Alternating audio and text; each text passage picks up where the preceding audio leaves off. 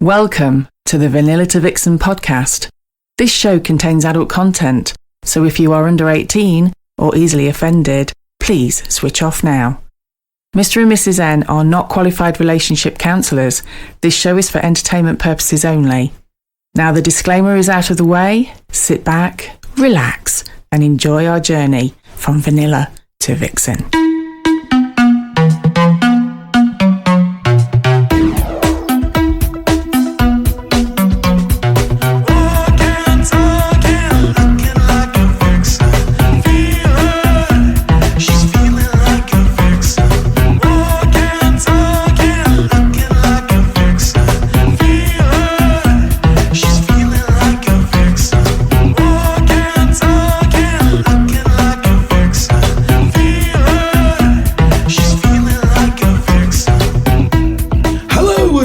Episode 106 of Vanilla to Vixen. We are your hosts, Mr. and Mrs. N, sometimes known as the Naughty Couple. Hello, Mrs. N. Hello, Mr. N. Well, we're back at the club. I was going to say, people might understand that it's a little bit different. Pick up the ambience. Yes. The acoustic ambience is a little bit different. We were here 98 episodes ago for the first time. Yeah. It was episode 8 with John, King of the Swingers. Yeah. And, oh my word, many things have changed. Haven't they, since then? And wow. I was only here literally 2 hours ago because I work here all the time now. I just got a little bed in the corner that I sleep in. It's really good. We tried to get a Chardonnay on. You might hear some background noises. Chardonnay's going around setting the club up because there is an event on tonight. There is. It's Libertines. This evening. Which is LGBTQ+. Yeah. So, yeah, that's... Is that everything? That is. And obviously, yes, if you're listening to this as soon as it comes out, you've missed it because this was the day before. But we won't go there because that's all time travel and all very confusing. Yeah. And talking of clubs, did you hear about the new club, the new swingers club that's opened? No. Erectile Dysfunction, it's called. Really? Yes, apart from it's a total flop and nobody came. There you go. Oh, we're back to the old ones. No, it's good. I can tell you it's good. And we've come to the club for a very special reason tonight. Yes, we have. We have a very special guest. We have a really VIP special guest. She's super popular, giggling in the corner. She's super popular on our Discord group. Yes. She's absolute queen of Discord. In fact, we've got Lord Discord. Yeah. We could have like Queen Discord. Oh, that's a good one. Couldn't we? Yeah. Really?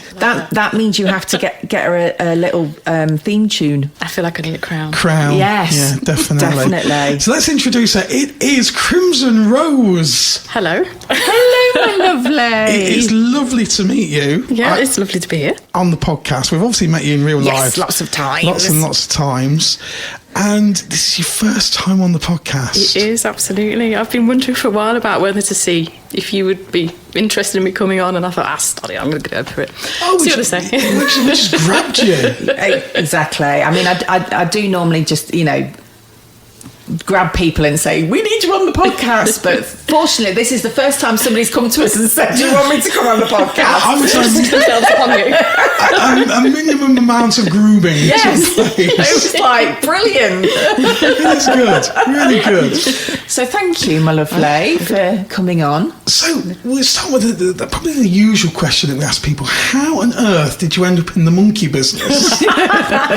Well, I owe my time here to a guy that I dated briefly when I was about 24.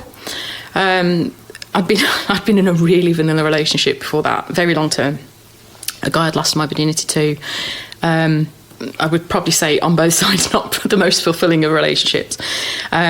We split up and I started seeing somebody that I worked with. He was a good few years older than me. It's interesting because I look back now with like more experienced eyes, and I think he was doing that, that water testing. When people say, "How do I get my partner involved?" Yes, but I didn't know that, obviously. And he said to me the one day while we were chatting, "Have you got any fantasies?" And now, I'll be honest, I think about it and I'm really surprised I answered him honestly, because I am not from a family background where people are open about sex and things like that. So I'm really shocked that I didn't just kind of go, oh, well, I quite like oral, and just left it at that. But I do. I surprise myself still now thinking about it. I said, oh, well, I've always been interested about the idea of playing with a woman.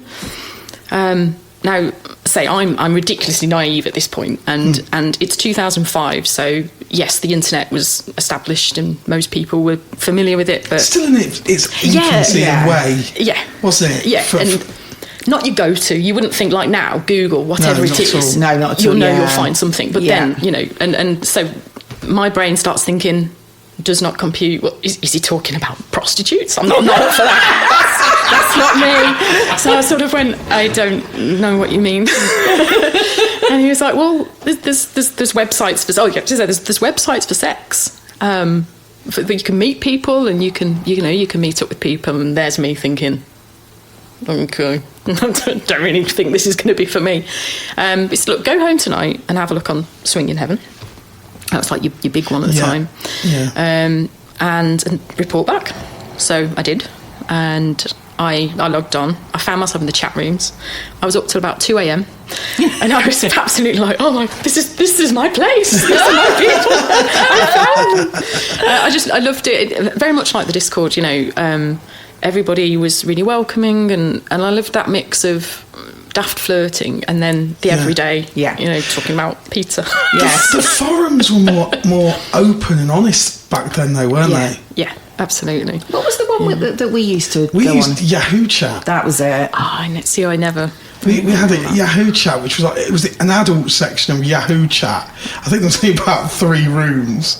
Half the people were just from Canada, or so the chances of meeting were very slim. I don't think it was. I remember vaguely. It was a long time ago. So what happened when you kind of reported back? The next thing is, he said, well, if you liked that, there are clubs you can go to out there. He was from Walsall originally, so he'd been a member of Comedians Cams since he'd pretty much since it had opened, I think. And again, I was like, clubs? Wow, what's this? You tell me more. Jacuzzis, saunas, whatever, loads of rooms, chat at the bar. If you like someone and they like you, off you pop and you do your thing. I was like, yeah, take me. I want to go. At that point, he must have thought, back of the net. That's quite a change to, that first relationship with the person you lost your virginity to. A bit more different. Which, whether that was psychologically part of it, I don't know. But no, I mean, absolutely, you've gone from lights off to let's go to a swinging club. So the job that we did at the time... I don't know if I'd said it, we said we worked together. We used to finish at lunchtime on a Friday. It was like it's made for swinging. Yeah.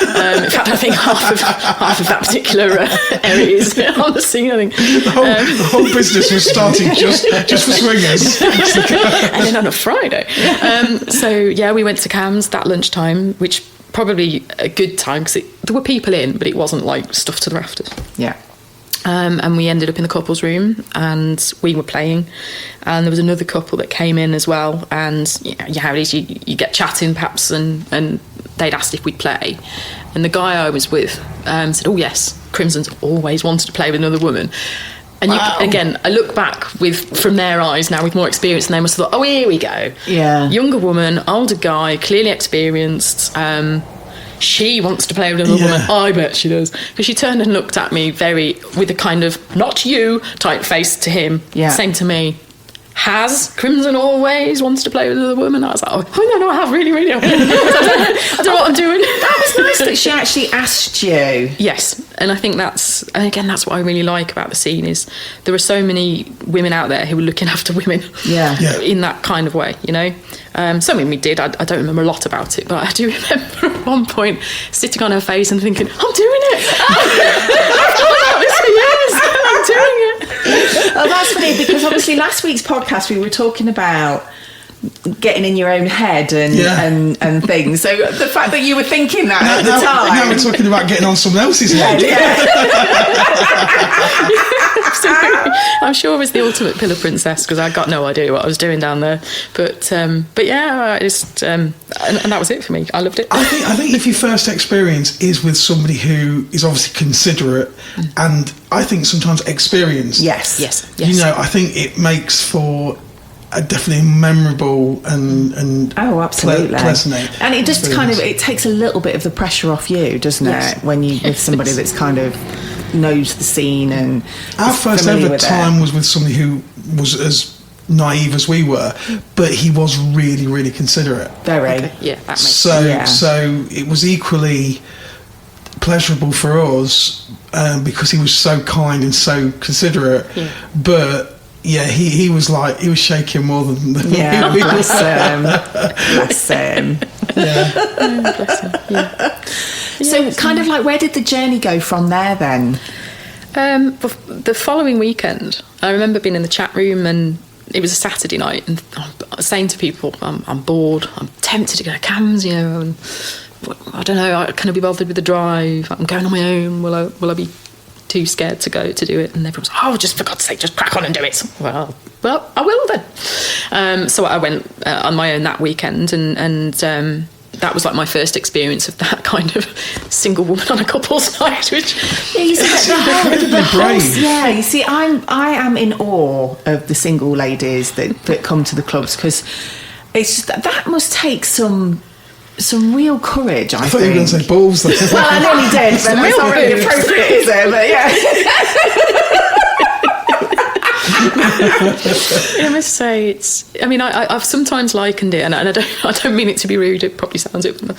It's a little bit like being a butterfly in like an area with lots of butterfly hunters with their nets out sometimes on a couple's night. Yes. You can feel a little bit like, there's one, capture her quick. And again, I kind of remember feeling a little bit like that. And there was a couple there who took me under the wing a bit, because it was a bit like, I don't know if you've been to Cams. Yes. You know, like everybody sits and swivel heads when that door opens, and it's like, I remember walking in a bit like, cool. You should have just gone, I've arrived. But yeah, so that was my first experience of that. And I guess, I just, from then on, whenever I've had a few relationships from the scene, and I've had a couple of relationships since that were completely vanilla. Yeah. But if I'm not either coupled up or in a relationship that's, you know, where it is possible to stay on the scene, I've always been on it. I've just, You are incredibly rare, and I've always wanted to ask this question to somebody. How difficult is it to go from, obviously you can see your love for the scene and the friendship, socialness and everything. How difficult is it to go from that to then back into a relationship which is purely vanilla? Probably not vanilla within that relationship, but to step away from the scene. Did you get withdrawals? Is it difficult? I definitely, the most recent relationship, that ended about 12 months ago. We were together for 4 years. It started just before the pandemic, so I think it probably helped knowing that it was kind of, I know, I have a vague idea there was stuff going on. I'm not playing, but nobody is either. You can all be as miserable as me. So I think it probably helped. Like, I didn't miss it, because it's like the FOMO thing, isn't it? There wasn't anything to miss. Yeah. And I mean, there's, I think, for the right person, there's sometimes things that you say, well, I don't mind parking that, but I must say, again, our sex life was pretty vanilla. Yeah. And I tried, I've got a variety of paddles and floggers and things like that at home, and I always remember the day that the plumber went to look at the radios from my ex, was like, the flogger's out. So I was like, oh well, it's only my dad's best mate's son. It's fine. So, for God's sake. He wasn't into it in that same way as me at all. So towards when we were happy and things were going well, there were compensations of, well, hey, that's not part of my life, fair enough, but there were other nice things, and that's fine. But when it wasn't good, then yeah, definitely. I did sometimes start to think about it, and I have never cheated, and I would never cheat. Did you ever think to yourself that you're not being authentic to yourself a little bit? Yeah, it doesn't sit right with me at all to think there was a part of me that was hidden completely, and something that has been a big part of my life. And there's sometimes, you sometimes think I'd done a slight little bit of water testing at the start, and he'd been quite clear that whether he knew what I was doing or not. Yeah. It wasn't a conversation you'd had to say, look, this is... I'd never had the balls and boobs to say. I love it. So, I'm a swinger, fancy it? I haven't had the guts to do that. There's only actually probably 2 relationships since I've started on the scene that were vanilla anyway. So, but in those instances, tested the waters a little bit, and it was a very clear, oh God, they're all weirdos and nutcases. Yeah, I'm not interested. And there were enough compensations for me to think, well, that's quality. But yeah, you're right. You do kind of think a bit. There's a massive part of my life. Like this guy doesn't know that I've had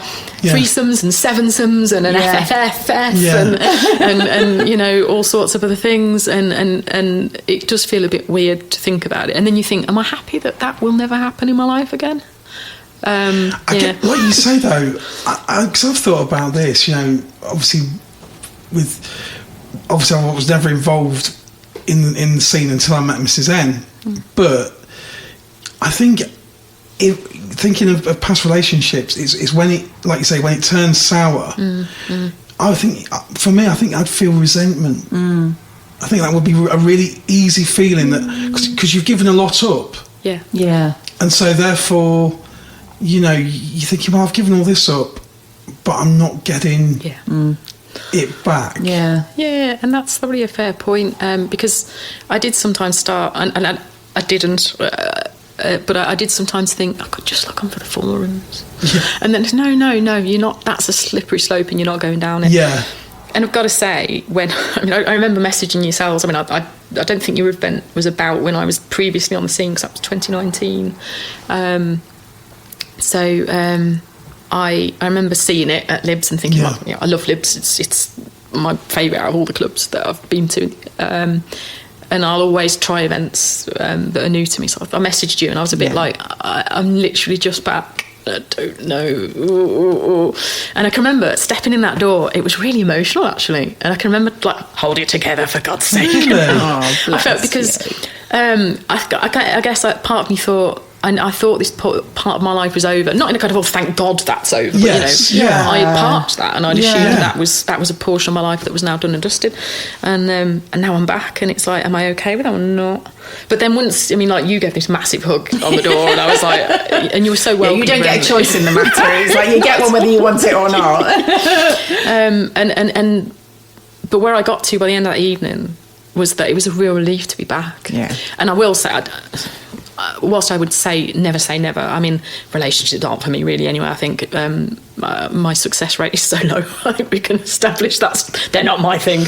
But I don't want to leave the scene again. Yeah.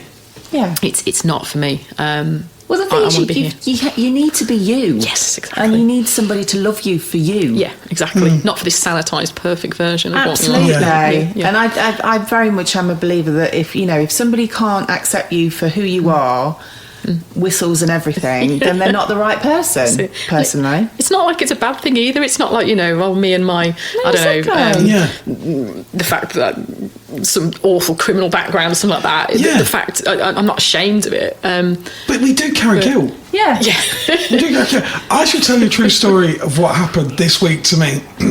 So I helped my auntie sell her car, old car. And everybody knows I'm into cars, and so a lady phoned up who knew me just distantly, vaguely, and she said to me, are you still selling cars and buying cars? I was like, no, not now.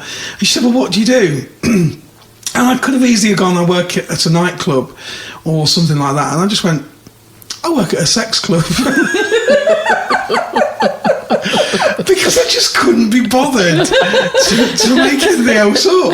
And I just thought, I'm just going to say, I just work at a sex club. It's so much easier now, isn't it? I know. But you tend to find, though, obviously I've had the same thing where I've mentioned at work to some of my really close colleagues. They knew that we did events and that we worked at a club, but they didn't know what type of club it was. And I got asked the same question. It was like, well, where is it and what sort of club is it? And Can I come? funny enough, I couldn't think of anything quick enough to tell a lie. And I just thought, oh, stuff it. So I said, look, okay, I need to tell you something. And the reaction was amazing. Yeah. You had a lady who was like, oh my God, I've got to hear more about this. But then you had a gay guy who was like, yeah, and? Yeah, just literally. So I think we put a lot of pressure on ourselves how people are going to react to it. And I think it's, if you kind of come out with it with confidence and just say, look, this is what I do and it's great and we're having an amazing time, most people will just go, okay. Yeah, good for you type thing. It's that fear of persecution. I know. And obviously, we've been there. A lot of people we know have been there. And you, just before we turn the microphones on, you yourself, Crimson, said you've experienced it as well. Yeah, so I had an ex who he found me on the websites. It was SH at the time, and he started off being a bit of a pest. Like I didn't know it was him at first. And he'd join on a profile, and he'd come into the chat rooms, and he'd be all very chummy, and then when he got his feet in the door, people are starting to chat to him a little bit. He'd start having little digs at me, and when I clocked who it was and what he was doing, he'd delete and he'd create something new, and the cycle would start again. And there were some of the guys from the couples I was friends with had a quiet word and said, I suggest you stop it because otherwise things might get ugly for you, mate. But then obviously when that avenue was shut to him, he then we kind of stayed in touch a little bit, and I'd had a laptop off him for Christmas, which he demanded back. And I thought, that's stuff you wanker. If you want it back, have it back. But then he rang me and he said, I've been a dick. You haven't demanded everything else back. So you have the laptop. It was a low blow. I'll give you back. So I took it back, and then, funny enough, on said laptop, we were chatting on, this is how long it was, MSN chat. See, we're old school, Yahoo and MSN. So really long message, type, and I'm thinking, oh crikey, what's going on here? And he sent me this really long email about how he was going to tell my parents, it's a chat rather, about how he was going to tell my parents what I was up to, and that I was doing live sex shows in my bedroom. I was back at my mum and dad's at that point for a short period.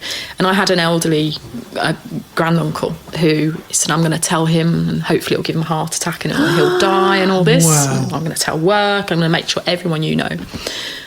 Okay. What so I thought, a piece what do I do? of work.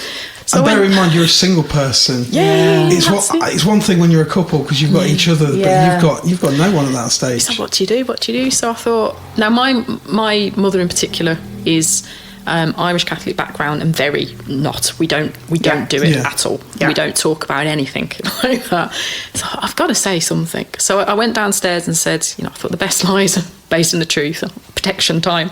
So I just sort of said, look, he's made this stuff up and he's told me he's going to tell it to you. So I don't know what to do. And so my mum monitored their email accounts. She said, I won't tell your dad. Horror. So I won't tell your dad. But he did send an email to both of them. No. And he'd taken a screenshot of my profile. And this is unconscious because she didn't realise she was doing it. My mum said, well, he sent it through. It's obviously not you because there's a picture of a woman with her breasts out and they're far too round to be real. And then, do you know, you're right, they are very pert and round, aren't they? Deep inside you go, thanks very much, I'll take that. Thanks, Mum. Yeah, it's like, he emailed to my dad's work email address as well. No way. And I think my dad he didn't read it. Well, I don't know, maybe he did, who knows. Wow. But he just obviously dealt with it. But yeah, it was so essentially my parents know, they just don't know they know. Yeah.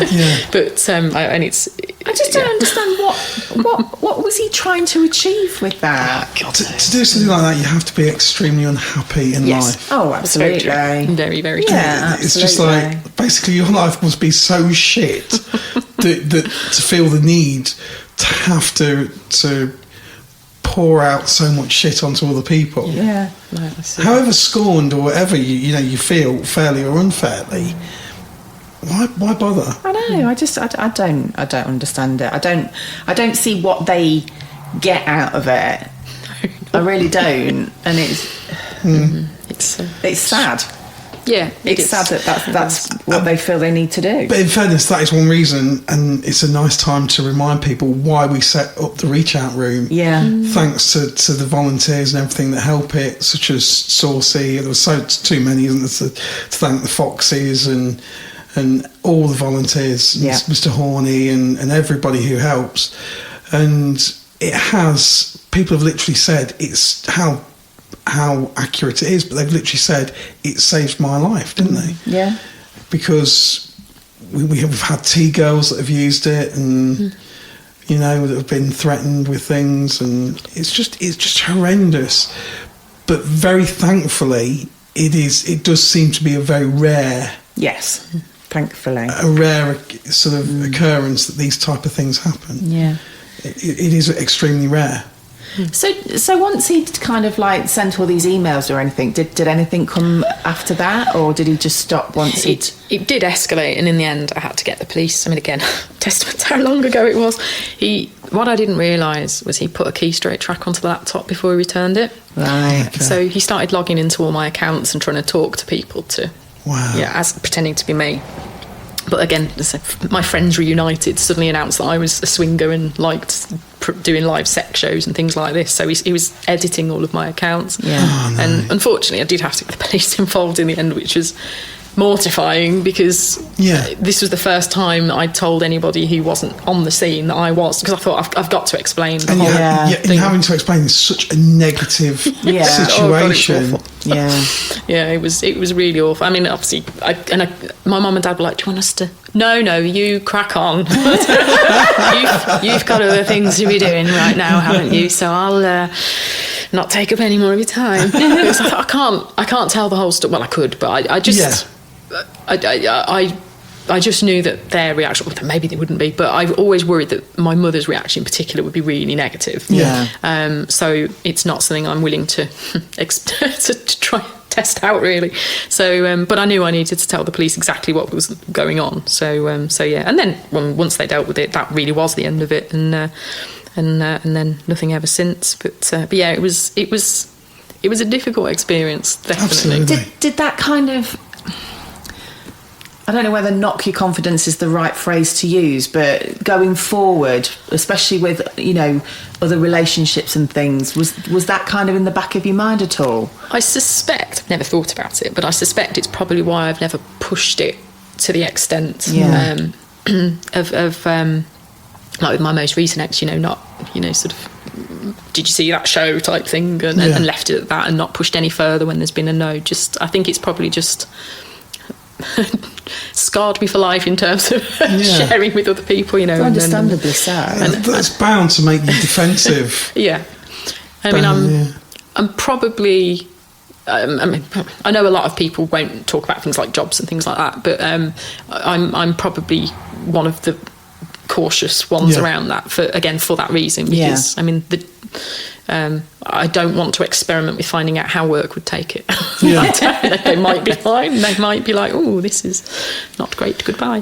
So which is, it's the most crazy thing when you actually think about it, that in 2024 we can't go to a social club that is basically just non-monogamy. We're not allowed to do that. No. But if you had a group of lads that went to a nightclub where far worse things go on,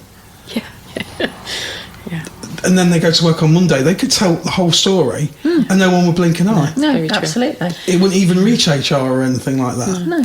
And I've often thought to myself, if I ever did get outed, my argument would be based around that, to be fair, as well. Okay, so I can go to a nice clean club where there's lots of people around. Lots of people watching what's going on as well. So, there's nothing untoward that would, if I'm uncomfortable, there would be lots of people I could ask for help. It's perfectly legal. Yeah, absolutely. Or I can pop off down an alley with somebody who's, drunk however many pints. There's no safety whatsoever and no oversight. Which would you rather? Exactly. So, there's far more of a drug culture in nightclubs, far more than ever, you know? Yeah, completely. And it makes you kind of wonder what we profess to have all this equality and everything, but there's still such a negative stigma attached to the lifestyle, really. But you mustn't enjoy sex too much. It's not very British, you know. Stiff upper lip. We should be on not a Sunday. We should be on a Friday night. Fish and chips. I don't know. That's just, So have you seen many changes from when you first came on the scene to sort of like now? Very different. I would say in a good way, or mix. On the one hand, like when I first joined, it was a lot more localised. I think people weren't used to they hadn't quite connected the idea that, hey, this is grand, I can be here in Birmingham and I can be arranging meets with people in Liverpool, Newcastle, Edinburgh, whatever. So that's nice, because I've met people who are amazing, wonderful people on the scene. I mean, you look at the Foxes, you know. I know. I would have never met them if it wasn't for the internet and for this club. Yeah. But I think so that there's a lot of gain. We've gained a lot in that sense, but I think as well, the sheer volume of people now, because again, the internet, I mean, I'll often say to people, so what brought you to Fab? I mean, I talk a lot more to single guys than I talk to couples. So I'm not saying it's only guys, but a lot of guys will say, oh, well, I was just bored and I Googled and Fab came up and I thought I'd join. So that brings a lot of people who just don't get the scene, and they just think it's like Tinder. I'm horny, so I'll log on. Yeah, I'll find, you know. I mean, I totally agree with that. Totally agree. Need my balls draining. Who can help? Make me want to weep. Yeah, literally just about to say. This is wrong, Uncle. I've got to bring this up. Because one of Crimson's things, she will post the messages that she receives. Yeah. Anonymous ones. Anonymous. No one will ever message me again. So they deserve to be name shamed. Actually, I don't want them numbers messaging me again. Which such absolute quality charmers as what is it?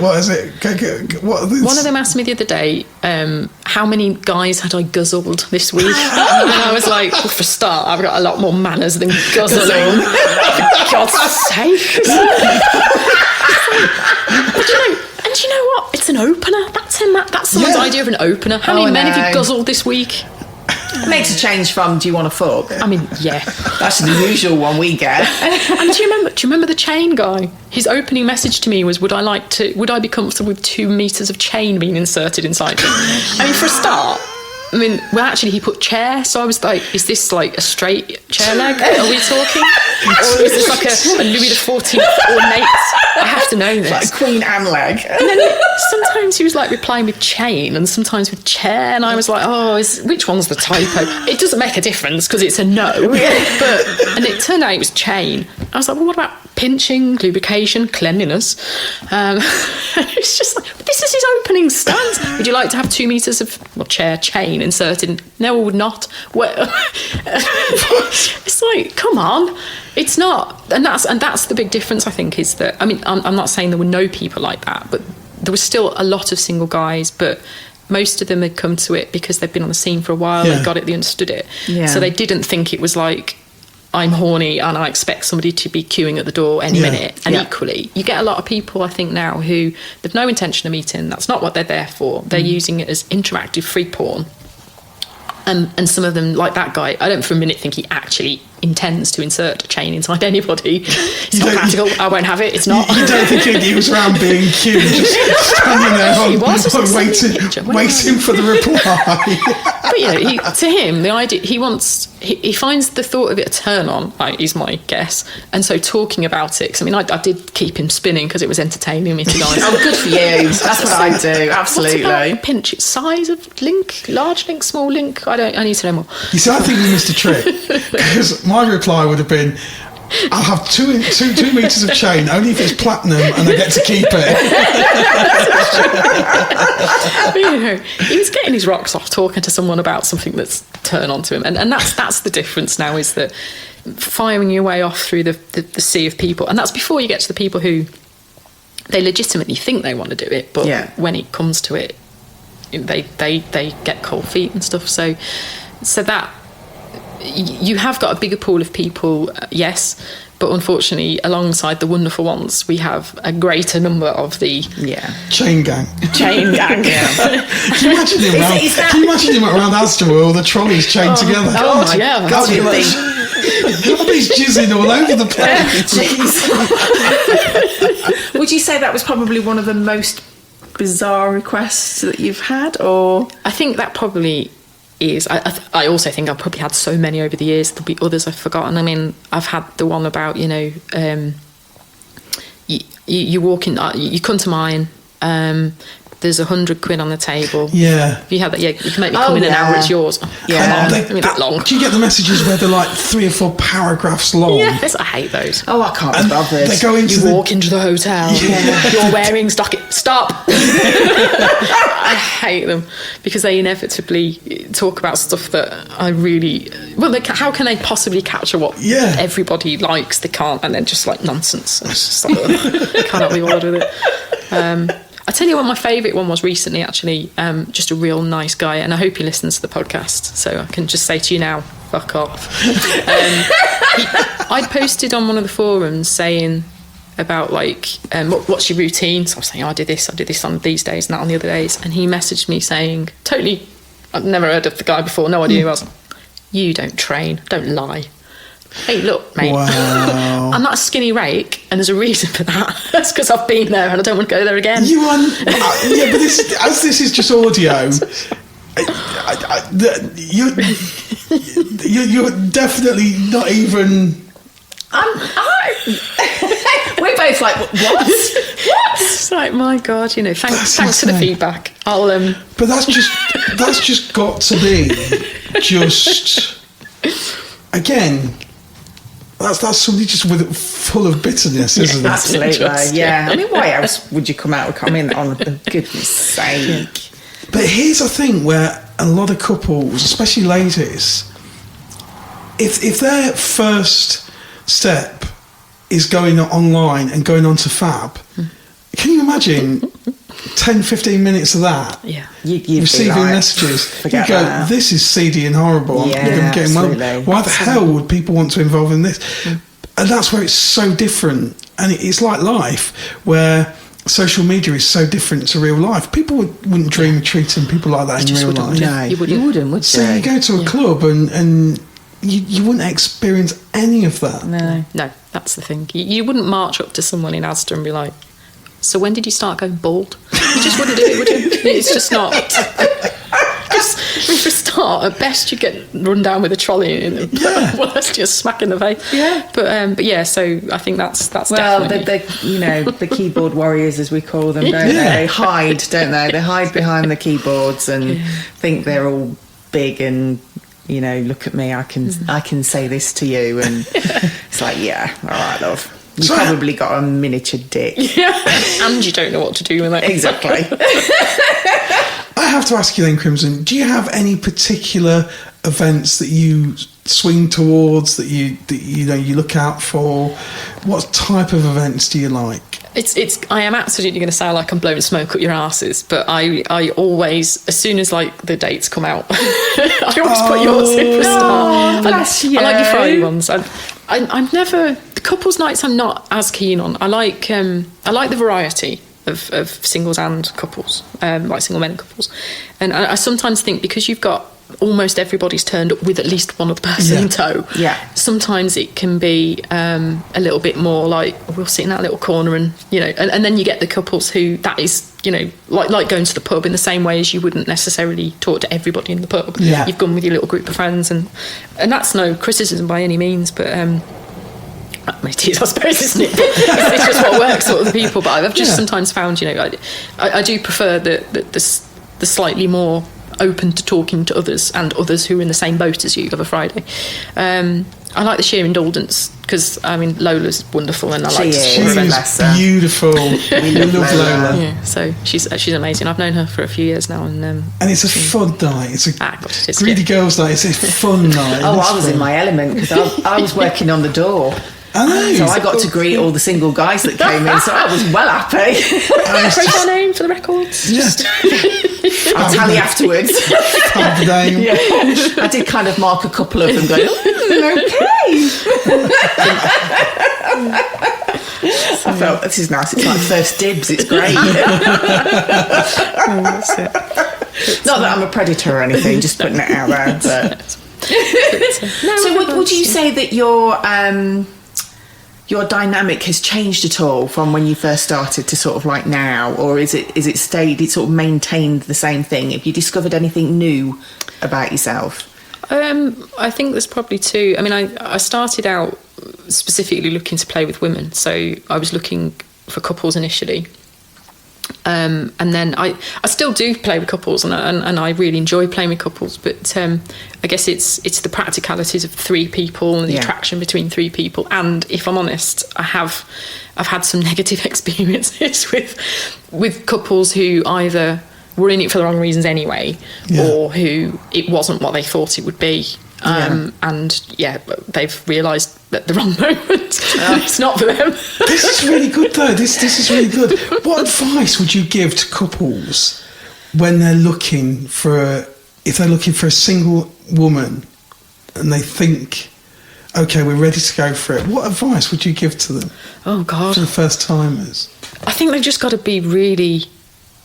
I think they've got to be really honest and open about, are they really up for this? Yeah. Because I think it's very easy when you're chatting to someone to get caught up in the excitement of, oh yeah, and we could do this and we could do that, and so you've got to think through the realities of, I guess I've not really done it very often. I had a couple of friends with benefits I've played with as a couple, not often, but I can imagine when you're swapping, at least each person has somebody.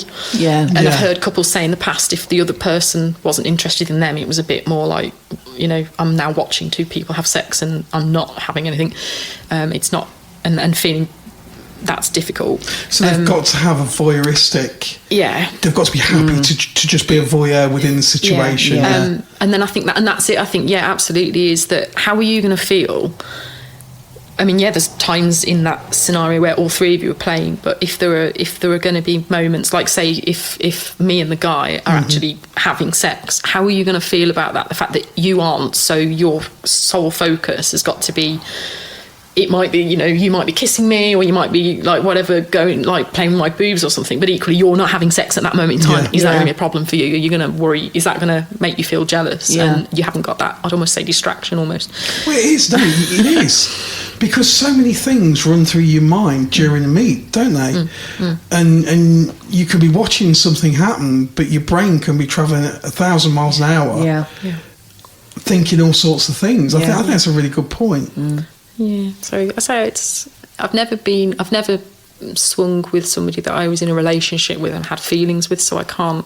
But I can see it. It might be like I can imagine how it might be easy to feel left out. And there's many ways to insert yourself in, but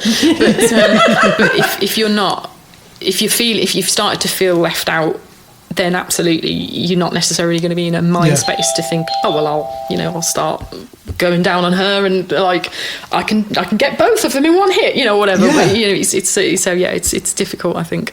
So that would definitely be the main advice. Just really think through how you're going to feel about it, and talking about it as well. If you're feeling even a little bit, am I going to be happy with that? You need to verbalise that. Absolutely. Yeah, absolutely. It ain't. If you're thinking it now, it ain't going to go away. It's the same as everything. We always say you've got to communicate it. It doesn't matter who you're with or who you're playing with. There has to be that communication for everybody to have a good time. Yeah. And I naturally discovered when we started that I didn't know about myself. I think you learn so much about yourself sexually. And I didn't realise how much of a voyeur I was. I just like being a voyeur. But then when we went more full swap, Mrs. N, I suppose it was a kind of you getting to, it was learn to be more of a voyeur and watch, wasn't it? Yeah. And that was a new experience for us, which probably took a while. Yeah, I mean, I haven't been in that situation where it's just been me watching. It's usually we've both been playing, same room. Yeah, you never stop and watch. You're always... I'll find my own entertainment. Yes, exactly.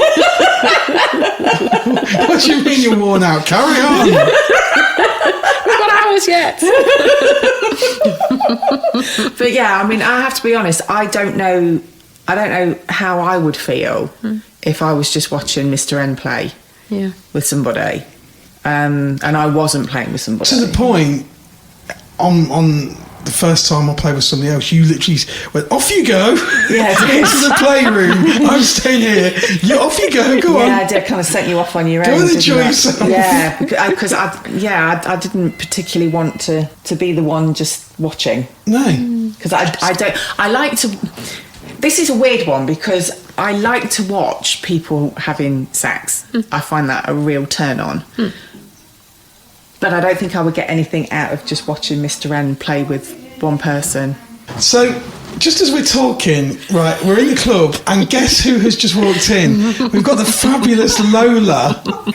She's just hiding. Oh, you can't go all embarrassed now. I feel like I'm on the telly or something. Yeah, you are. Don't be shy. There's only about 3 million people on Spotify and iTunes. No one's listening. Actually, while we've got you here in person, I can actually say to you, when are you coming on the podcast? Yeah. There you go. There's not pressure. Maybe September the 12th. September, that's very specific. We'll put that one in the diary. That's what day the kids go back to school. We'll get it in the diary, Put it honey. in the diary. Promise. This is Amazing. like a little- You heard it here first. Little guest That was a appearance. promise. So I like doing these in the club. It's like it's spontaneous. You never know. We've got Were your ears burning? Because Crimson was obviously, we were just talking about you. No, not at all. No, they weren't burning. Only the nicest Now my ways. cheeks are. We're going to get Lola on. Yeah, we're we gonna get Lola are. on. You heard September. it here. We'll hold you to that. Yeah, definitely. Yeah. And we could do it here. Yeah. Yeah, absolutely. Yeah, we can have a cup of tea. Oh, that sounds good. It's pure rock and roll, this life. You know? So we were just talking, Crimson, about what we were talking about. We had got to the point where you were saying about you weren't sure how you'd feel about watching. Yeah, about watching. Yes, and If voyeuristic. I wasn't sort of playing as well, if I was just sat watching you, I don't know. Even though I like to watch people have sex, I don't think in our dynamic, I don't think that's my kink. No. Which sounds a bit weird. No. So I can watch other people have sex, but there's emotions involved, isn't there? It's not the same. yeah. I mean, and everybody knows who's listened to the podcast. It's taken me a very, very long time to even, be happy and comfortable with Mr. N playing, which now is great because it's taken a lot of the guilt that I used to carry around with me. I thought you liked it because I could hear you clapping with that gentleman while I was. So I thought you were happy. That must have been something else. She was happy. She wasn't clapping. But yeah, it's an odd one, isn't it? Yeah. But yeah, I think you're right, Crimson. I think because emotions are probably more involved then. Funny enough, we were having a conversation with somebody the other day, and we were talking about there is a big difference between having a connection with somebody and there being emotions involved. Yeah. Didn't we? Yeah. And we were saying, there is a big difference between that. No, definitely. Do you think as a single woman you can pick up on the wife of a couple kind of quicker than that woman's intuition, and you think no, I can tell something's off here? Or Oh, interesting. And I think whether it's women being able to relate to women and how I know I'd behave, or whether it's just because the experiences I've had, it's been the woman that's had the issue, and therefore there isn't anything to pick up from the guy, if that makes sense. But yeah, I've definitely I played with a couple who they lived fairly local to me. So this must be about 10 years ago, and they messaged me and we went for dinner, and we'd said if all goes well, you're welcome to come back to mine and you can stay over as well if you like. And we played, and so first of all me and her played, and then she played with him, and then he played with me. He was fucking me, and it was like the temperature in the room dropped about 10 degrees, not visibly because it's not visible, but yeah, it was really obvious. And And I really felt sorry for us, so I did everything else to wrap it up really quickly, because he clearly hadn't registered anything of it at all. That's it. If you've got a male, female, the two guys, they could be off like talking about football or something. Absolutely. They have no idea that the female was sitting there like, she could be sitting there scowling, tapping, scowling, arms crossed. And the guys would just be going, this is great. So how do you deal with that situation? How I think, if I'm honest, I do think now I would sort of stop things and say, is everything okay? You build up a confidence, don't you, to just go, this is just going to get shitter if we carry on. This isn't going to get better. But I will say, I mean, in that particular instance, I'll tell you that in a second this time. In that particular instance, I just did everything I could to speed him up. I wonder if we asked the people listening, how many people have done that? Because I've been there. That sounded just like Chardonnay. Yes. In the we get a thumbs up from across the room. Chardonnay in the playroom. 10 minutes to go. She literally, come on, faster, wrap this up. So I was like the involved participant version of that. And then they went into my spare room, and I couldn't hear the words, but I could hear the not happy sounds of conversation. And I think the very confirmatory piece of that is that I left really early the next morning. I was just like, oh dear, look at the marriage wrecker over here. My job here is done. If you're bored with your partner, come over here and I'll. God, I've had it happen, and I've had my first visit here. I had a very similar kind of situation, but this was slightly different. I hope it's okay to talk about real life situations like this too late, because I am. But she was like, again, we'd done the same cycle, me and her and him, me and him.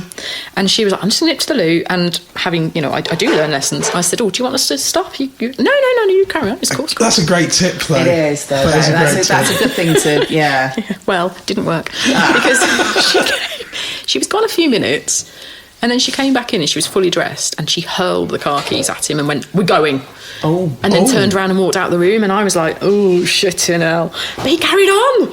And I was like, do you think maybe you should stop? So I mean, again, I have learned from my previous experience, but he was like, oh, I suppose.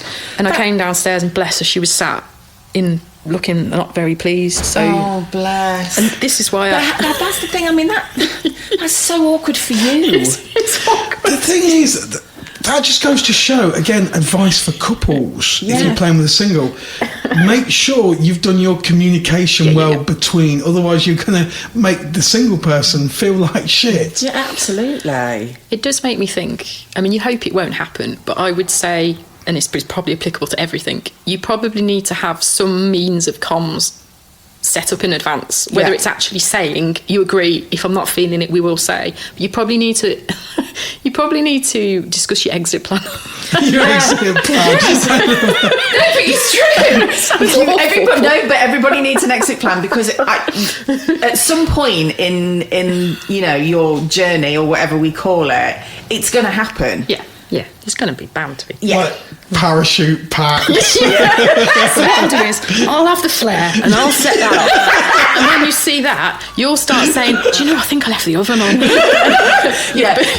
Don't do the whole Mr. and Mrs. Foxy thing with the squeezing of the hand, because it doesn't work, because you don't know how many squeezes mean what. Did you say 7 or 2? Yeah, that's it. So Morse code, pigeons, also not recommended. No, but that would probably be another piece of advice, because it is awkward, and you feel bad because nobody wants to think that anybody's gone away feeling awful.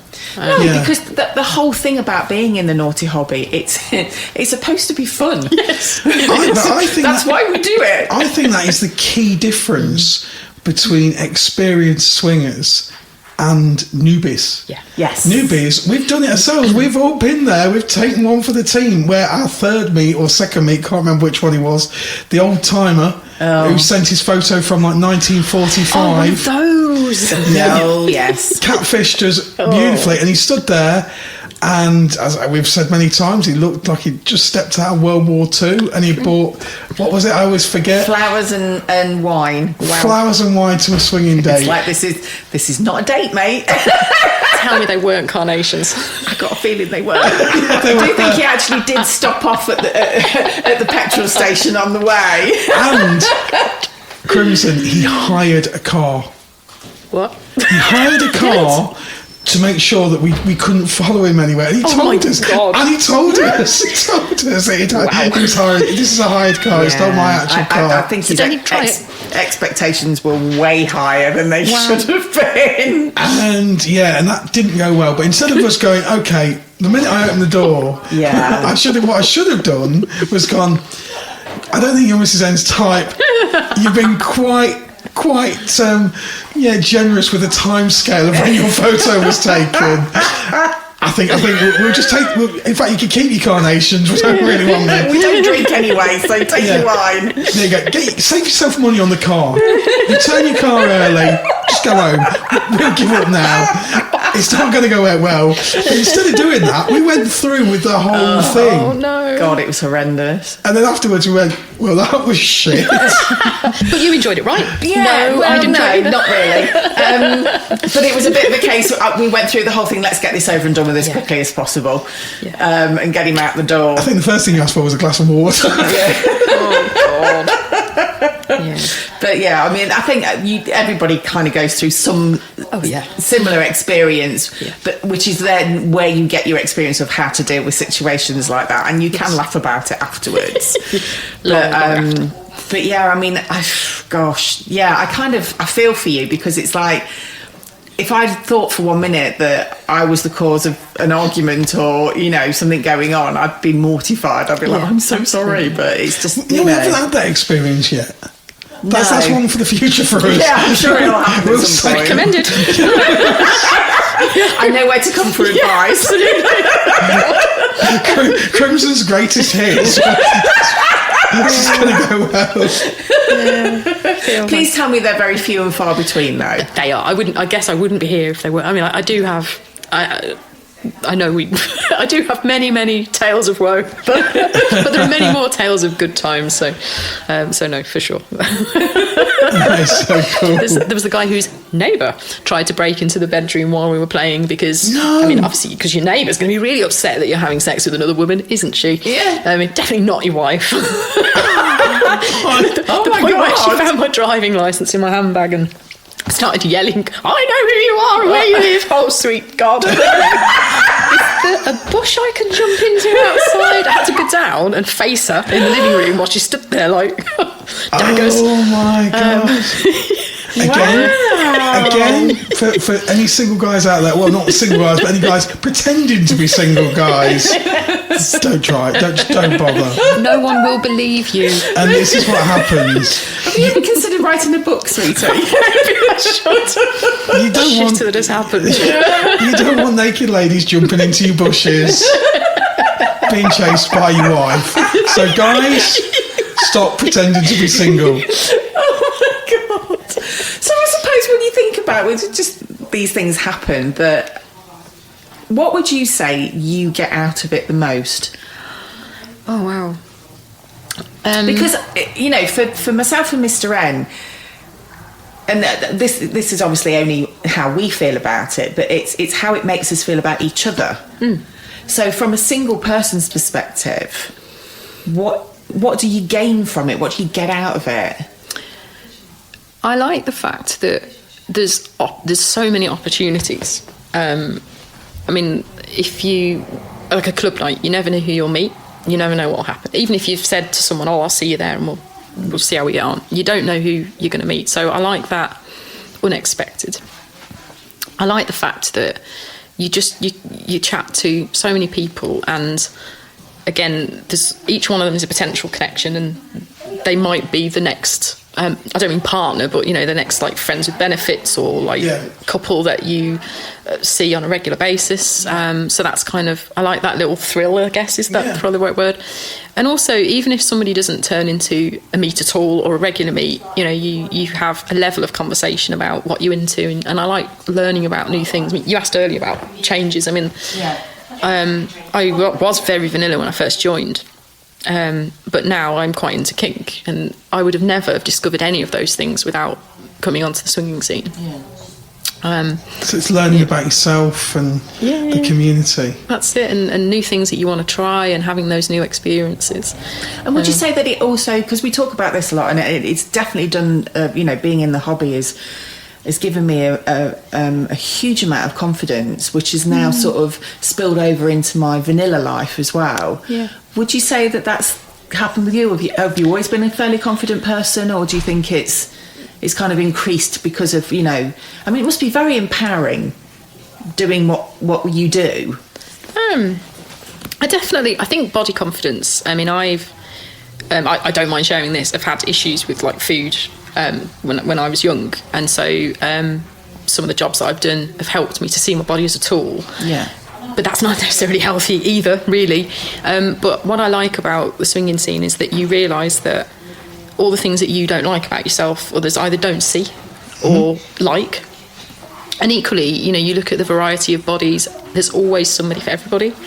And I think that does help with your confidence. Yeah. As I say, particularly, if I'm having a bit of a fat day, but I come to a club and then I play with someone, and I know that it just reinforces the idea that you don't have to be a certain way to be attractive, and if you don't hit it, then that's you off to the scrap heap.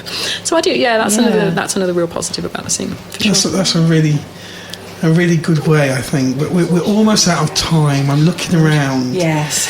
And the event is almost started up. Crimson just promises one thing, that you will come on again. Honestly, I feel like I could sit and talk to you for hours. That's fine. The time has just flown by, and we've got to go down because we're getting ready for Libertines. Vanilla to Vixen is on. By the time you hear this, it will be on tomorrow night, on Saturday.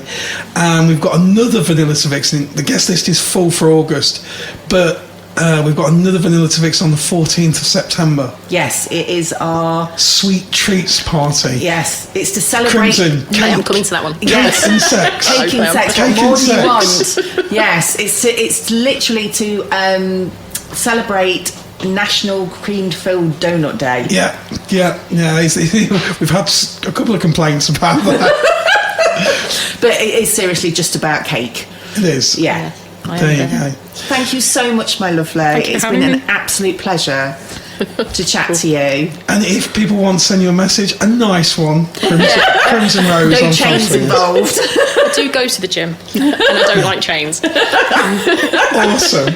Thank you so much. Thank you. See you next time. See you now. Bye-bye. This week, I am mostly having a chain